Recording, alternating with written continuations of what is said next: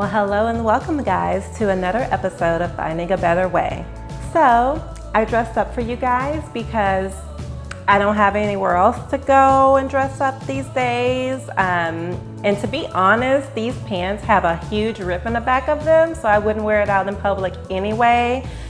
Was that something you needed to know? Probably not, but I hope it made you laugh because, to be honest, we can all use a little comic relief these days.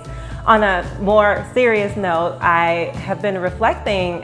Today is my day off, clearly, and I just go to work with scrubs. I come home and work out with gym clothes, and then I go to sleep in pajamas. And it's just really dawned on me that none of us have been able to get dressed up to go out anywhere. And it's just little things like that. There's so many small, subtle changes we've all had to make during this time of social distancing that I just don't, even realize how much of a toll it could be taking on us, even if it's like a tiny toll. So that's kind of what I wanted to discuss today. I recently started listening to this podcast by Brene Brown called Unlocking Us.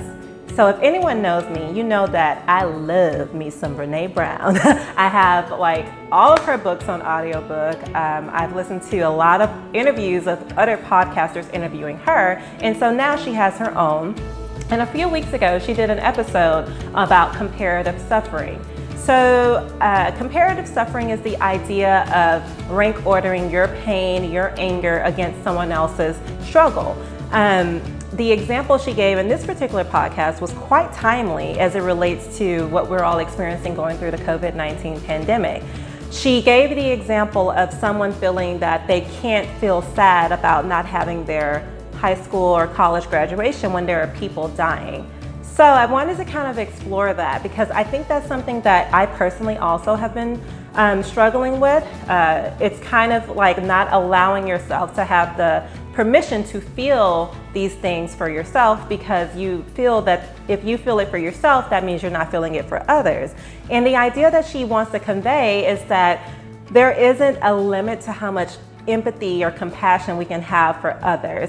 In fact, when we try to belittle our own feelings of our own pain and suffering as compared to someone else's, it really just kind of creates a wall. It puts up a shield to where we can't even really tap into that love, compassion, and empathy for others. So the idea is if we are more tender with ourselves, more tender with our emotions, and just really try and honor our emotions, that helps to dissipate our negative reactivity to feeling bad about it. And it really opens up our hearts and allow us to feel that same kind of tenderness and love and compassion for others. So I just felt like that was a very timely reminder during this time as we continue to experience all the ups and downs and adjustments that we all have to make due to this crisis. I think that it's important to kind of keep your emotions in check, meaning to check in with yourself, check in with your emotions. How are you really feeling about things? What is really going on underneath whatever outer layer emotion you're presenting to others? What are you truly feeling? And I just think that's a worthy exercise. It even reminds me of when I was in college. People often compared how stressed out they were.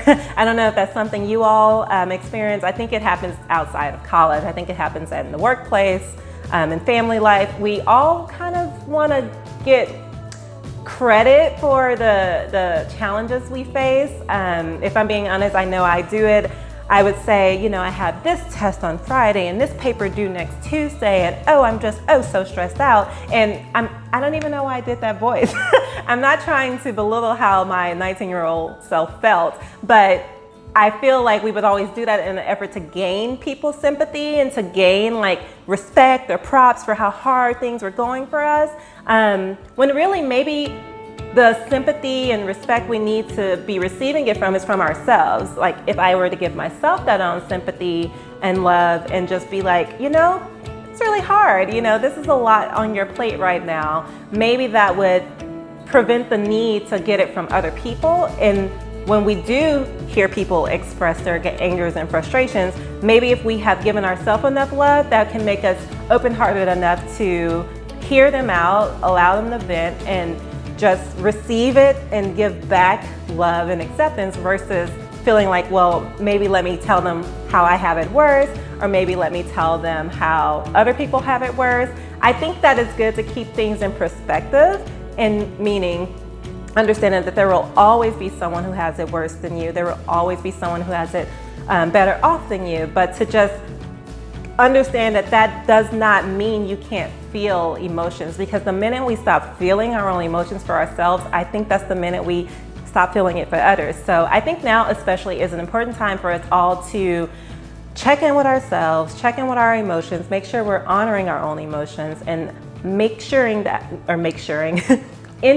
that we have enough left in the tank, so to speak, to give to others right now, because I think we're all gonna need it for the rest of the year. This has completely turned 2020 upside down, and we're just gonna need to really tap into those more loving emotions to help us all get through it.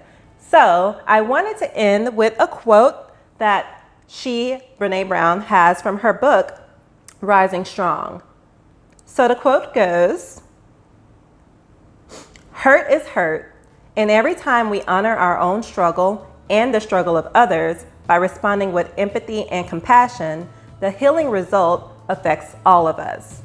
So I feel like that pretty much sums up what I was trying to convey.